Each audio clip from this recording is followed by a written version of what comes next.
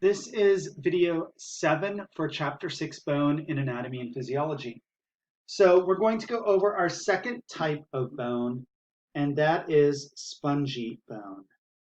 Spongy bone is also known as either cancellous or trabecular bone. So it has several different names. So we have compact and spongy. This does not have any osteons. So what we see is an irregular lattice or network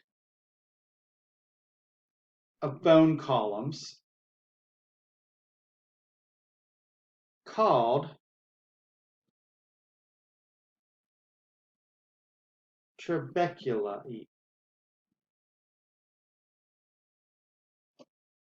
The spaces between each column or trabecula contain red bone marrow. And we know that red bone marrow produces blood cells. Now, the purpose of having spongy bone in these areas is it helps bear weight. It offers impact resistance and helps reduce stress on the bone. Because what we are going to see is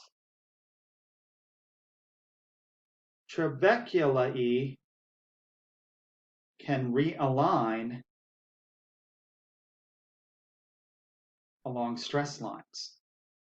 So our bones can actually remodel themselves and align if it's under a lot of stress over time.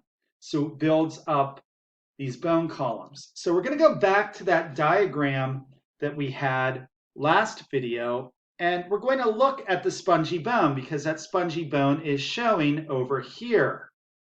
So this whole thing here is showing our spongy bone, and over here we have our different bone columns that form and go out in all these different directions and form like a big meshwork that kind of resembles a sponge, which is why it's called spongy bone. So each one of these bone columns is called a trabecula.